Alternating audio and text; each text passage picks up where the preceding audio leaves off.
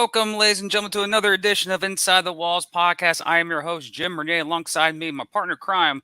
Not really alongside me. He's in Omaha, so that's not really close to me. But my partner crime, Matt Patton. How you doing, Matt? Hey, I'm doing good, Jim. Glad to be here tonight. It's unique, a live show. We haven't done a live show in a while. Yeah. Well, actually, kind of, but I'm never on the live show. I'm behind the scenes. But yes, uh, to the people who are listening live, thank you. Add comments. This is more interaction with you guys. People who are listening on downloaded, seeing it previously or later in the week. Happy Friday, Good Friday to the people who are watching it tomorrow morning, and happy Easter. Hopefully, all your family, and anyone who's watching this episode have safe travels to where they're going. And hopefully they're watching some good NAL football this weekend as well. We've got two matchups, one in Omaha on Saturday night and a matchup in Greensboro between Idaho and the Cobras. We'll talk about that later in the episode. Short episode. We usually do it pre-recorded and release it, but we do have a couple of interesting announcements to make. And starting next week, because I've had this message come to me, I'm going to tell you, Matt. Every team in the National Arena League practices at night.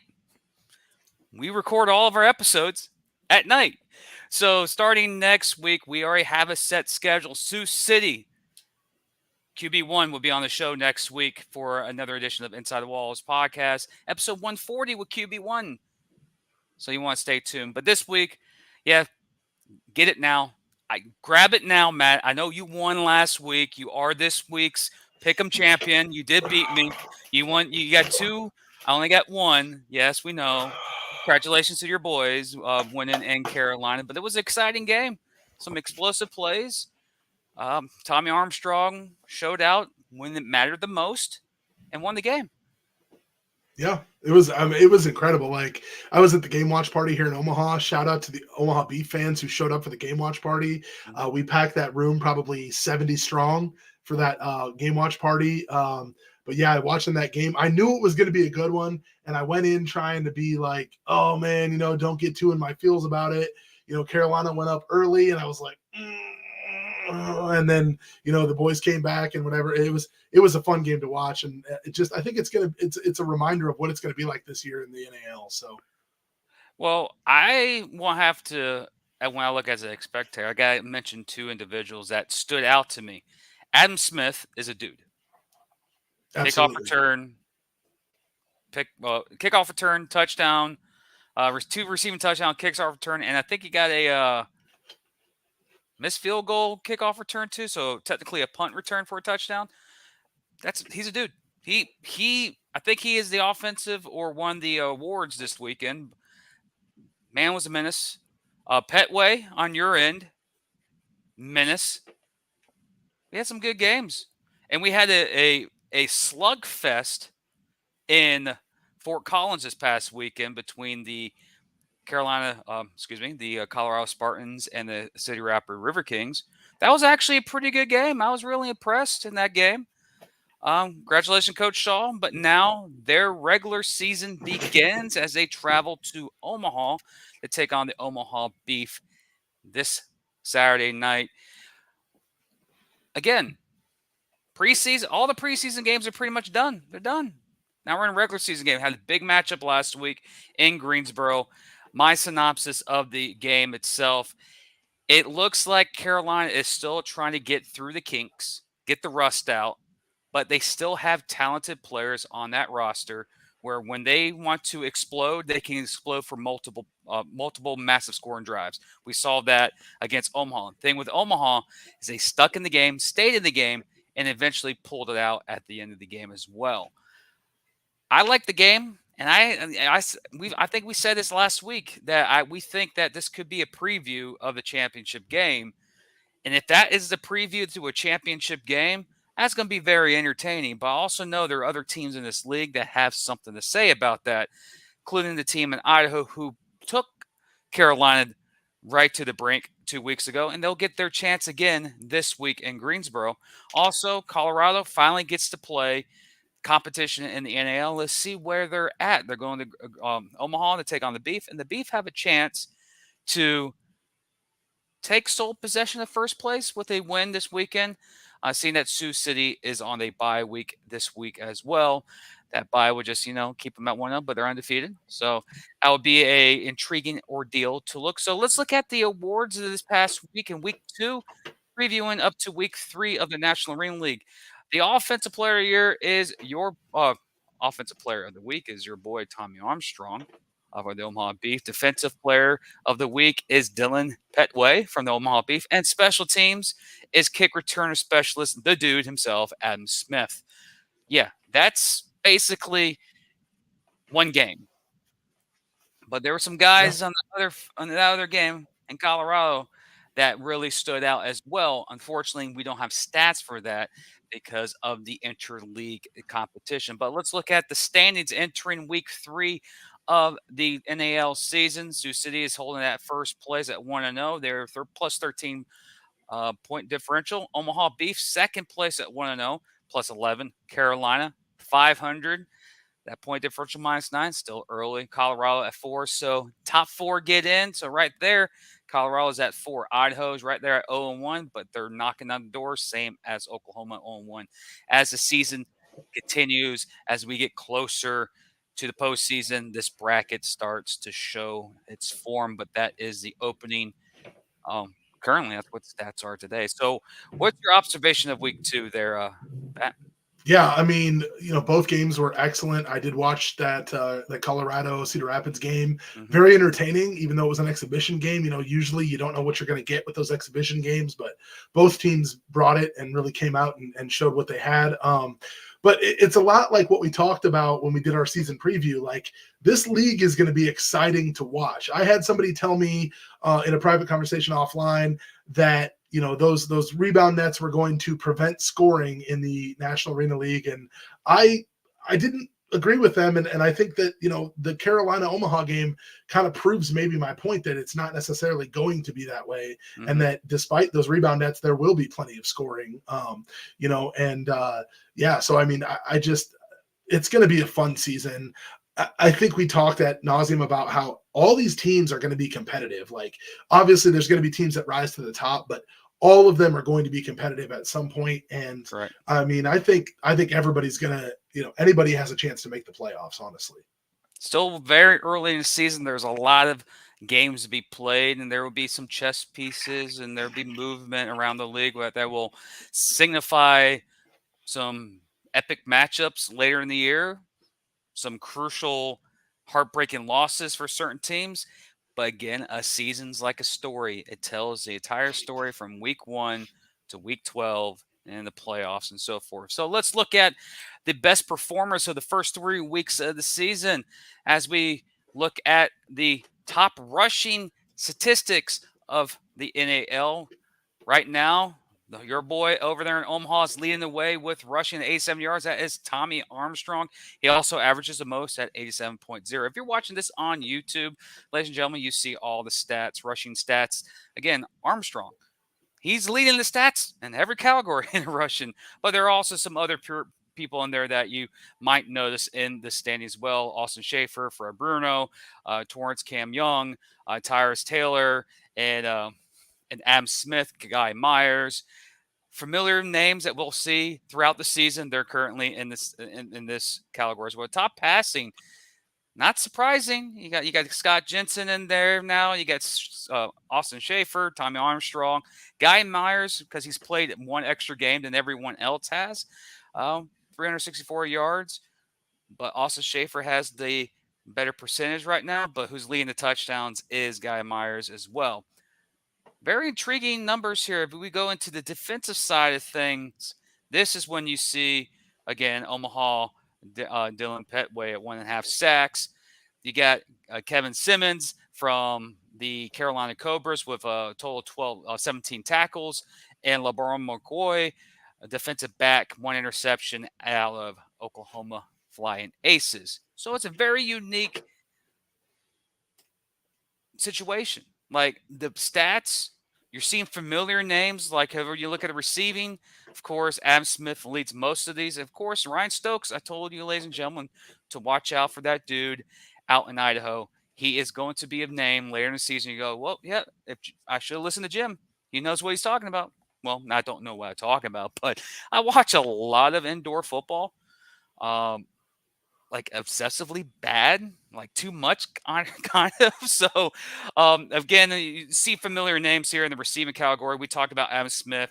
This guy is a beast. This guy's a legend. He should be playing in the XFL, UFL. Matter of fact, he should play in the NFL. He should be one of those slot receivers eating up some of these bad defenses that we see in the National Football League. Okay, yeah. I give my props to Adam Smith. Ryan Stokes, there's that dude again. I told you. Rashad Flanders is another guy out of Idaho you got to keep an eye on. But if you look at overall, you see the familiar faces. James Summers, Fred Bruno. It's the same people that we've seen in the previous couple of stats. But I think these are going to be the same individuals that we see in 5-6 weeks from now being in these categories of top receivers, top DBs, top centers, or top tacklers, and top quarterbacks. Yeah.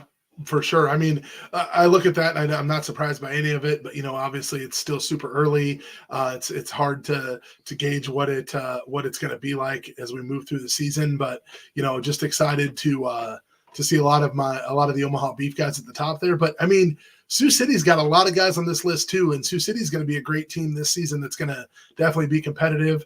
I like seeing some of those Oklahoma guys on there as well. And then even a few of those, like you talked about, those Idaho guys. I was so impressed with Stokes and Flanders in that first game against Carolina. Like those two guys are ballers. And look, Adam Smith, I will give Adam Smith his flowers all day long. We interviewed that guy out here on the podcast. Dude was a stand-up guy, but I mean, that guy, he is a dude. You're right. He's an absolute dude. As the guy from Idaho would say, he's a dog. He's a dog. You mean Pat McAfee light? Yes, that's it. Ryan, I believe his name is. He's a dog. I'm trying to get him on the show, man. So, Ryan, if you're listening to the show, hit us up, man. We're trying to get you on the show. We want to have that interaction with the Idaho community as well. Absolutely. Yeah, absolutely. Also, FYI to the Idaho fans, if you're watching or listening, I did reach out to Austin Schaefer. He is coming on the show later in the year, so keep your eyes on that as well. So we're going to be hitting up a lot of quarterbacks here over the next couple of weeks. So, hey, we got to do it. That's what we do. But let's calm down. Let's bring it back. We know last week you won your belt of the Pick'em. Congratulations. Any key moment of last week's game did you think and that really stood out to you? What was like the key moment that you're like, yep, this is what broke the camel's back and for Carolina and for your Beef to pull off the victory? I think I don't know. I mean, I really think it was just one of those things where you came out early and you weren't sure what to expect. I almost felt like Carolina kind of I don't know this, so I'm just speculating, but I almost felt like Carolina maybe wasn't quite ready for the new rules. You know what I mean? Like there's some changes to the rules and stuff, so it kind of looked like they were maybe a little discombobulated. But I also don't know that. Guy Myers was great. He played great on Saturday or Sunday, excuse me. But I don't know that he was ready for the amount of pressure that he was under during that game. And there was a few times where he took off and ran or whatever. But I did think one of the things that I did notice from the game that I thought was kind of funny was how the announcers were talking about Tommy Armstrong and they were blown away by how well he could pass. I thought that was interesting. But I think the big thing for me that was kind of like you asked about like a straw that broke the camel's back type moment. I don't know that was necessarily a thing, but I think for me it was more of like Carolina came out and scored and Omaha came out and scored right back. And they were like, okay, this is what we're doing. And it kind of set the tone for the whole game. And it was an exciting game the rest of the way through. And, a couple defensive stops, a couple big stops on fourth down that Omaha got, in the third quarter that really helped us to solidify the game and take it. And obviously that interception in the end zone right before half, by Trey Dudley Giles really helped obviously as well, keep them out of the end zone. So.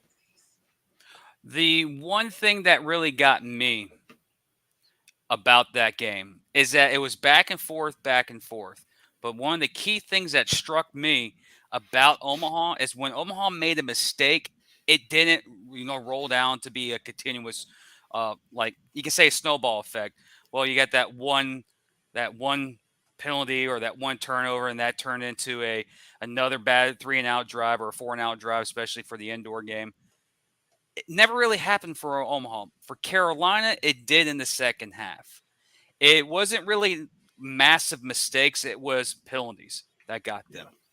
And then every time that there was a time that Carolina needed to do a massive stop or big time stop or momentum stop, Tommy Armstrong, 30-yard dime, 40-yard run. I think that was like a 40-yard run he did on the towards the camera angle, the camera side of the field, and that really broke, in my opinion, broke the camel's back. I know I'm going to get a lot of hatred when I say this because there are a lot of haters that like to watch my shows.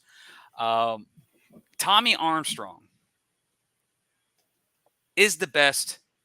If you want to tell me, ask me as an individual who to build a team around as a QB. Tommy Armstrong. He's poised. He's confident. His demeanor shows that we're in a tight situation. I'm not going to explode. Is he the most talented player in the league? There's a lot of talented players. But I like his mindset and skills where he can just basically slow down the game in his head and make smart decisions. He didn't make any bad decisions against Carolina. Guy Myers, who has a hell of a lot of talent, has a very high ceiling in this industry and even into another, UFL, XFL, whatever they want to be called next year, if it decides to change the name again. Guy Myers has a potential that's NFL style. He has that talent. And you saw that against Omaha. You saw him execute different plays. Problem is, it felt like once Carolina couldn't establish the run game in the second half, it was all on Guy Myers is trying to throw, slant routes, quick routes. But Omaha was baiting them to throw deep. And Carolina was doing so. But one of the key plays I think really broke the back is when Guy Myers had that 20, 25-yard run. Like skill, like make some moves, made a couple guys move, basically made the whole Omaha defense look like they were rookies and scored a touchdown. I thought, man, that's a big time play. That's momentum. Penalty, holding, 10 yards back. And I think one play later, it was either a fumble or interception. It was like, that was the backbreaker because Carolina was matching Omaha. But I look at Guy Myers and I see the potential in him. I see him being where we could say in 6-7 weeks from now, I was like, I remember he struggled in week 2 and week 1. Look at him now. He's MVP status type of quarterback. Tommy Armstrong is already that style of quarterback because we saw it last year in CIF where he walked over everybody in that league. And I'm not taking shots at the CIF. I'm just saying that he kind of did. Like Omaha was elite last year. They were really good. But when you see that game, you could tell that Omaha that had the more experienced players who knew the rules to the indoor game more than Carolina. Did Carolina have the more talented players? Probably. They're still a very good team. I expect the next time these two teams meet, when they play in Omaha, it's going to be another 60-minute war. It's going to be crazy. There's going to be some big play, and there's going to be a play or two in that game where you go, penalty, holding, interception, whatever. It's going to break the back of either Carolina or Omaha. You saw this in the game, in my opinion, how I predicted the game. I said Carolina was going to win the game because I thought it was in Greensboro and I was thinking of the travel. But I knew it was going to be a close game. I knew it was going to be coming down to the wire.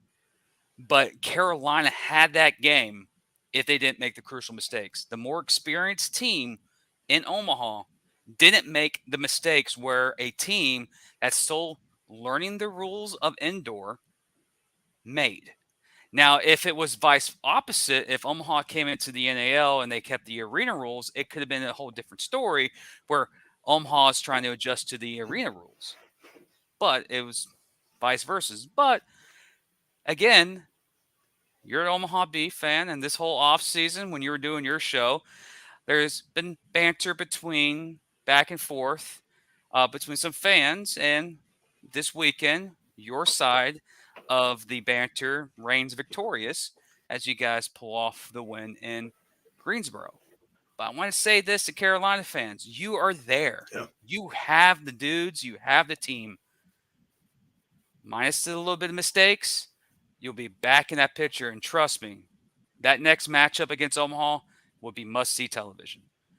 Because Omaha's hard to beat in Omaha, but Carolina is good. They're just getting the rust out. That's why when I look at teams like Sioux City, I go, Scott Jensen still looks like he has enough in his tank. That team looks pretty good in Sioux City. But again, they played one game in 3 weeks, so that's pretty hard to judge where they're at. Colorado. I've heard that Jensen may not be playing anymore this season. So. Oh, really? I heard a rumor. Well, again, we don't report on rumors here. Report on facts. That's right. True. Sorry. There's other pages for those type of things, not here. Just FYI. But when you look at the landscape of the NAL, how the teams are all in standings right now, I even said in the preseason, don't be surprised if a team that is not used to being there is a team that you have to keep your eyes on. We saw them last week take on Cedar Rapids. They're now going into Omaha this week. For Omaha, big win in Greensboro. Don't look over Colorado. That's going to be an intriguing game. Yeah, and speaking of that, let's get into some Week 3 coverage and what we're breaking down for Week 3 here in the National Arena League. Week 3 starts Saturday night in Omaha, 3:30 p.m. Eastern, 6:30 p.m. Central Time. The Colorado Spartans take on the Omaha Beef. And we got Monday Night Football. Yes, dun, dun, dun, dun, dun, dun. I can't do the music because that would be flagged for copyright, and that's a whole other ordeal. NFL is very picky on their songs, by the way. Monday Night Football, 7:30 p.m. Eastern on YouTube, Idaho, and Carolina. Can we even call it Monday Night Football?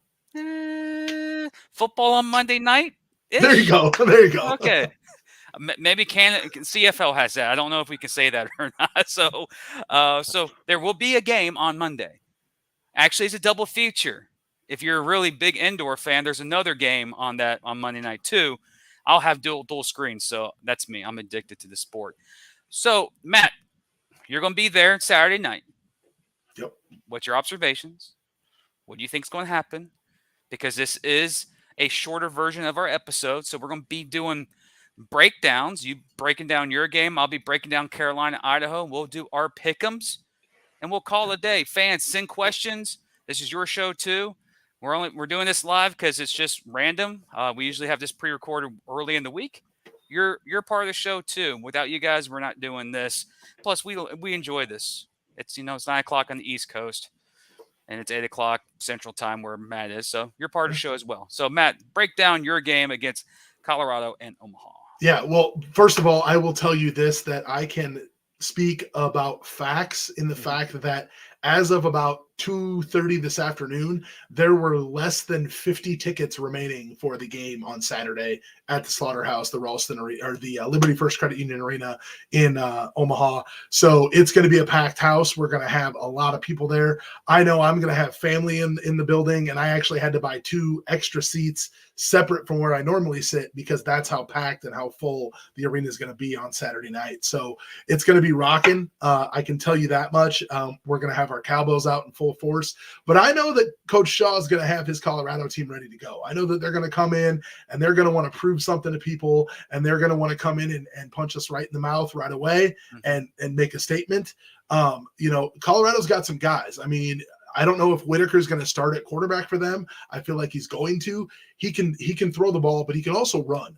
He showed that a little bit this last weekend, and he showed that in week 1 as well. And so he's a good ball player. They got some guys on their roster that are definitely going to be guys to look out for this season in the league. But Omaha is what they said they were. I mean, for lack of a better term, to use a Dennis Green term, they are what we thought they were. And we've got dudes, and we don't have just one dude. We've got like 5 dudes on both sides of the ball. So, I mean, it's like one of those things for me where it's going to be loud. It's going to be raucous. It's going to be an amazing electric atmosphere on Saturday night.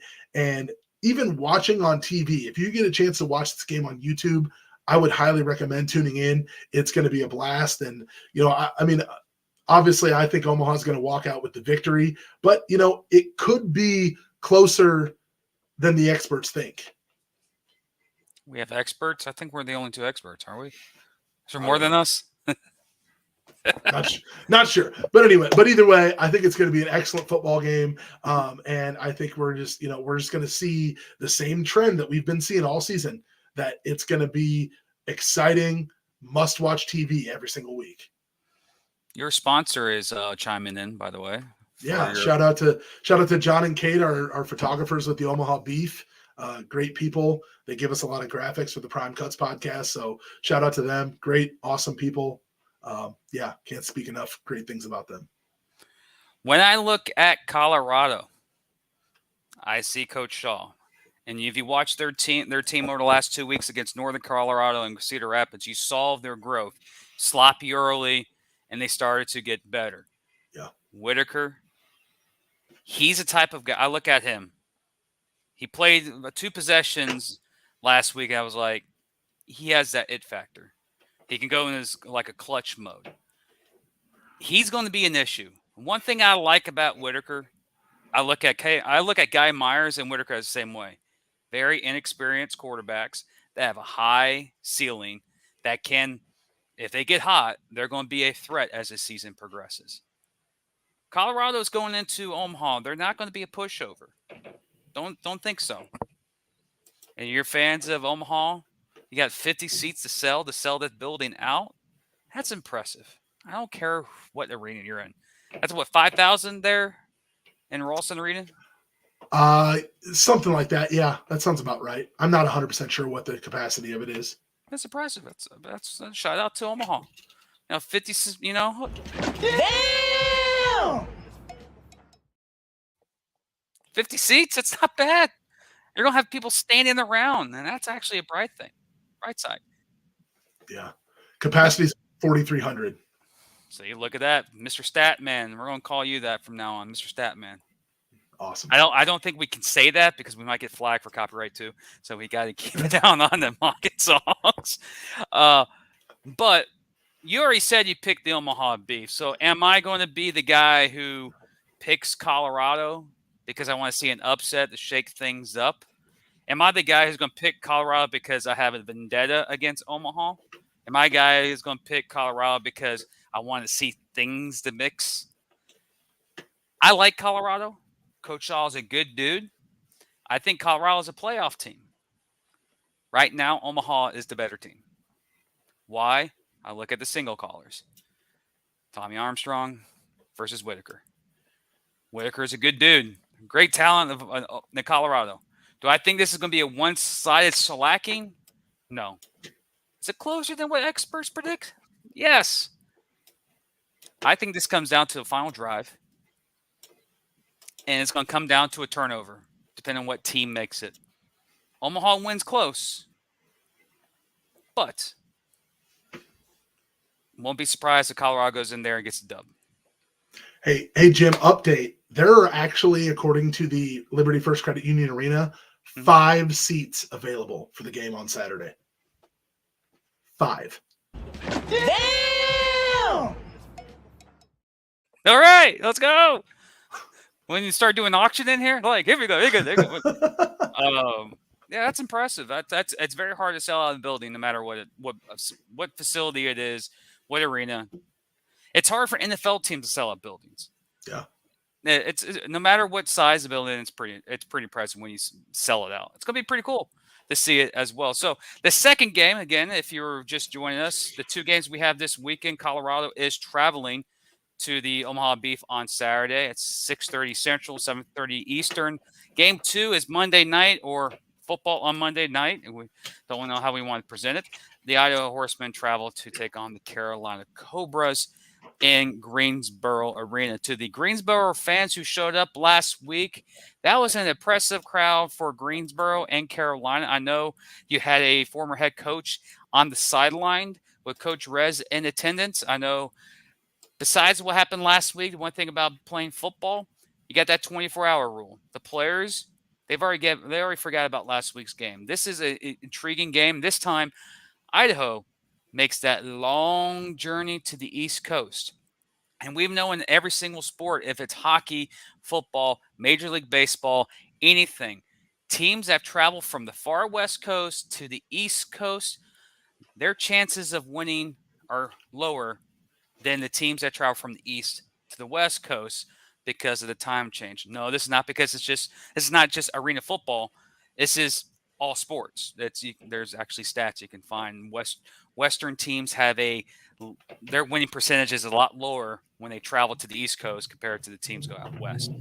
This is going to be an intriguing matchup because we've already seen this matchup before. It came down to the very end, and a miss onside kick that turned out to be a squib kick down the field cost Idaho to make a complete comeback on the Carolina Cobras. This time is in Carolina, Monday night. Get your tickets, ladies and gentlemen. Go support the Cobras in Greensboro. It's going to be another exciting game. Does Carolina get the rust off of them? First off, I want to say what happened last week with Fitzgerald.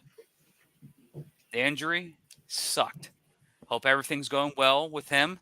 And if any Carolina Cobra fans are on here, comment, what's the status? How is everything? Because that was a brutal injury. Hope everything's well with him and his family. It's going to be hard to replace a dude like that, so it's going to be like move it to next week. You got the emotion from last week, injuries. Now it's time to focus. I look at Carolina. They're struggling. That rust happens when you enter new leagues. I like Carolina in this game because I look at Idaho making that long trip over to Greensboro. It's a heck of a flight. Yeah. And it's not direct from Boise to Greensboro. They're going to have to go to, I don't know, Kansas City or any I don't know. Potentially Omaha. Dallas probably, then they, switch over. So it was a long flight. Key guys I want to say in this game to look out for Carolina. I'm not going to mention Adam Smith. I'm waiting for one dude to start showing out, and his name is Kendrick Ings. When he is on, he's probably one of the best receivers in the game, no matter what league. He can take over a game. I saw that personally here in Jacksonville a few years ago, and I covered him for the last 3 years in the NL, so I know he has the potential to go off. That's my key player of the game in that for Carolina. On Idaho, I got to see if Schaefer can go back-to-back with performances he did. If he can do that against Carolina again, I might have to change my prediction about Idaho. But for the Horsemen, go shock the world because stats don't lie. But you guys have a squad. But I tend to side with the home team because they're chilling while you're traveling. But Schaefer, I think he's going to be a top star in the league as the season progresses. But right now, I'm looking for Kendrick Ings to make an appearance in the NAL this season. Does he against Idaho? I got Carolina win this one. And this one I think is going to be more of a little cushion. I think Carolina wins by at least 6 to 7 points. Matt? Yeah, what I'm interested to see this week is I'm interested to see if Carolina or Idaho come out with a running game. I think that was one of the big things for Omaha going into the game is like we know that Omaha can run the football, and it didn't seem like Carolina was all as ready as they could have been for that rushing attack. But I also didn't see them really, give a rushing attack really other than I think a couple of runs from a couple of the wide receivers and from Guy Myers, right? And so I'm interested to see because in the last matchup when Idaho played against Carolina, Idaho's leading rusher was their quarterback Schaefer. He had like 9 carries for like 60 yards or something, if I'm not mistaken. So I'm interested to see how Carolina comes out and prepares for potentially a rushing attack. And I'm interested to see if Carolina maybe tweaks their play calling a little bit to incorporate more of a running game and more of a, run to set up play action pass type thing. Run pass option, yeah. Yeah, to help them get that option available so that because it felt like at one point on Saturday or Sunday that, I keep saying Saturday because I'm used to Saturday games, but it felt like at one point on Sunday that like they got to a point where it was like, well, they're going to line up and pass the ball again. you know. And I think in this league with these rules, you're going to have a run game if you want to be able to sustain any kind of momentum throughout the season. So I'm interested to see that. I mean, I agree with you, Kendrick Ings, from everything we know from last year and years past, like he's going to be a guy. I don't know if he's just kind of, maybe he's not fully healthy right now. Maybe he's just got a little bit of off-season rust that he's working off. I'm not sure, but I'm just looking forward to seeing what Flanders and Stokes and Schaefer and some of those other guys from Idaho can do on Monday night in Carolina. It's going to be a great game. I'm hesitant to pick against Carolina in Carolina, but if they don't change the way that they, make any tweaks or do anything that's different, I could see Idaho going in there and pulling out an upset victory there in Carolina. Are you calling it? Do it. I'm gonna say this. I'm gonna say Idaho wins on a last-second field goal. You just made the list. Oh no! Oh, the haters are gonna come after you, Matt. How dare you pick Idaho to beat Carolina? Stranger things have happened. It's so. Again, the titles will be on the line this week. I have Omaha. I have Carolina. You have Omaha and Idaho. Woo! So it's all going to come down to Monday night and see who wins that one and see who raises the title. Are you going to be a two-time champion, or am I going to tie the series up this season with mine? Are we keeping track of the records? No. Hold on a second. No, not really. Oh, it did come through. What the heck? There we go. Nope. Freaking green screen. let me move this stuff out. What is it that Roman Reigns does? Oh, don't even do it. Don't even do it here, sir. No. We're not doing that here. Ladies and gentlemen, that I want to say again, hope everyone has a blessed Good Friday. Yes. Be safe if you're traveling to your families this weekend for Easter weekend. Enjoy football. Be safe. That's first. That's the only thing that matters. Football means nothing. It's family and safety and your loved ones is more important than football. Make sure you get your destination safe. Have a blessed and happy Easter.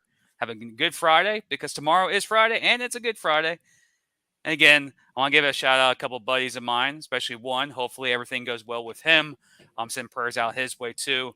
He has a big life-changing event that could be in the near future. So hopefully that gives him a chance to be more uplifted for upcoming, hopefully within the next couple of days, which would be positive. So send prayers to anybody who needs prayers right now, especially during a holiday season. For that, ladies and gentlemen, it's opening weekend in baseball. Even though you may not be baseball fans, I'm going to say this. My Boston Red Sox have been mathematically eliminated from the postseason, and the season just started. Already? What are we talking about? What are we talking about? The Cubs here? I have no hopes for my Red Sox this year. I just the division's too tough. But opening weekend is here. Hopefully everyone's being safe. Again, happy Easter. Thank you for supporting Inside the Walls podcast this season. Next week, we'll have Jensen on for the Sioux City Bandits, and we'll start getting more players on as we have figured out that all the teams in the NL practice at night. So we got to do interviews during the day and, rearrange, because these guys do have off days. And when their off days happen, we haven't met. Interviews will start next week, and we'll have more people involved with the show again. To the listeners out there, appreciate it. Matt, any final words? No, looking forward to this weekend's games. It's going to be a lot of fun. Tune in. I'm telling you guys, keep your eyes on the National Arena League. There's big things coming. I can promise. With that, ladies and gentlemen, that's Matt. I'm Jim Renier. This has been episode 139 of Inside the Walls. 140 is next week. We're about to hit 150. Man, I've been doing this way too long, man. I've been way too long, but I love it. I really do. I love talking Absolutely. about indoor football.